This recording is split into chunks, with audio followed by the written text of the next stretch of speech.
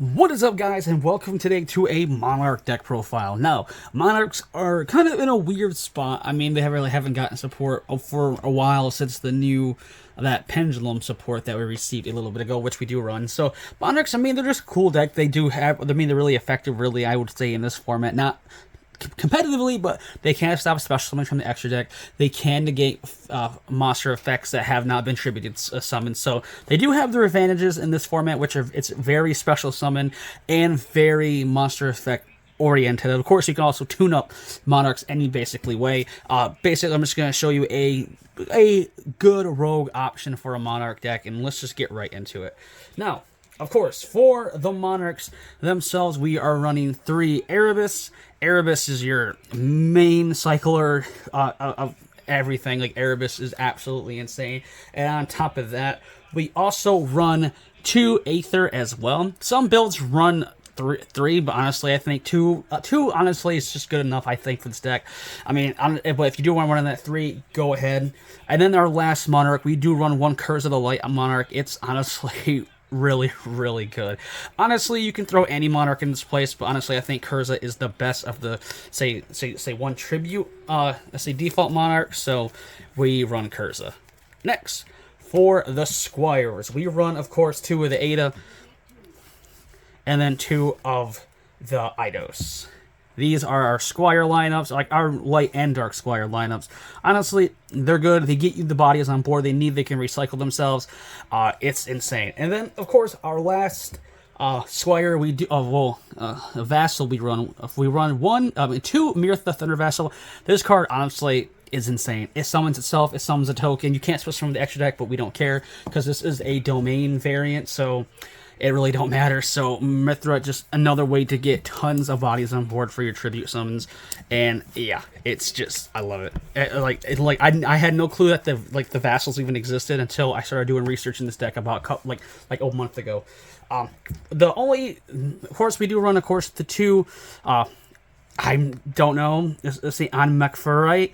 He's the support that we got out of I say Lightning Overdrive, and he's just, you scale him, you can special summon himself.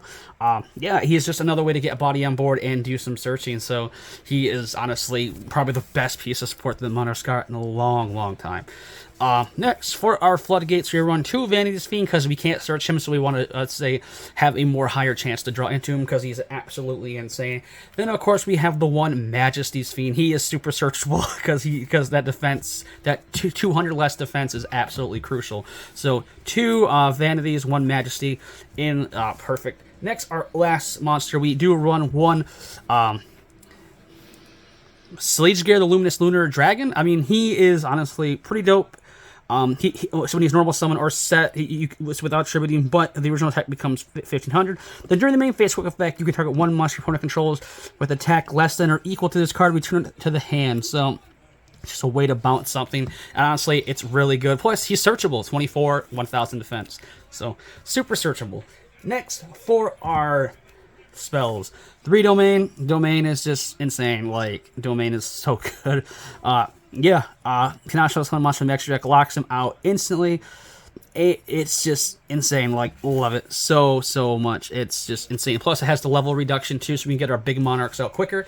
Pantheism, ever since this went back to 3, it's been a huge buff to the deck. Obviously, it's send 1 Monarch spell and track card from your hand to draw 2, so it's a way to search it. And to draw 2 cards, then you can banish a card from your graveyard, reveal 3 Monarch spell and track cards from your deck. Your opponent chooses 1 of them, and the rest are shuffled back. So it's a it's a draw 2 and search. I mean, obviously your opponent picks it, but it's like when you give them 3 of the same cards, it's kind of hard for them. We want to kind of, in a sense, we have, of course, Stormforth. Tribute off your opponent's monster. Let's just go. Like, it's a way to get rid of problematic cards. It is absolutely insane just to get our own ball rolling. Then, of course, we run 3 Tenacity of the Monarch. This card searches the entire deck. Obviously, it sucks when you have no Monarchs in hand, but, you know, it's the searcher for every spell and trap that we need in the game. Our last 2 Monarch spells, we do run 1 Return and 1 March. Honestly, Return can probably be warranted to buff up to 2. Honestly, I found it just is nice at 1. March is insane because it gives just a nice blanket protection, and then Return is just insane. Like, Love it. Next, a couple toolbox cards that are kind of fun. Foolish, of course, is Foolish the Squire, also the say Herbalist. 1 Terraforming to search out your domain.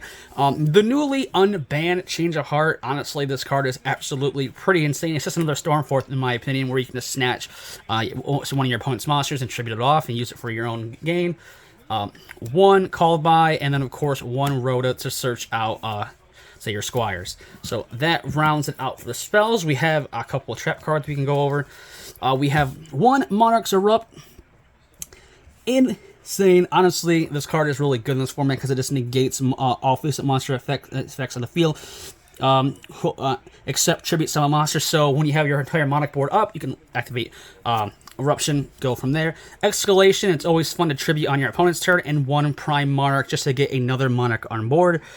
And it allows you to target 2 of your spell and trap cards from your deck and shuffle them into the deck, so and then draw 1. So it also becomes a body. So honestly, Prime Monarch is insane. So that does it for the deck profile. I hope you guys enjoyed the video. Honestly, I'm really having a fun with Monarch. Like I said, I've been doing my research and kind of building this deck up for the last month now, so it's been kind of fun just to have fun with on the side, and also bring the locals every once in a while. But honestly, I think it's super cool. It's super fun to build. Honestly, Monarch always has those random tops every once in a while too, so it's just, I don't think it's the right format right now for Monarchs, because Monarchs is, like I said, one of those niche decks. But like I said, it has tons of floodgates. It can catch a lot of decks off guard, especially now, especially since it's a heavily effect-driven format. So, but thank you guys for watching. If you guys enjoy the video, leave a like, comment, and subscribe like always. And until my next one, I'll see you guys next time. Peace.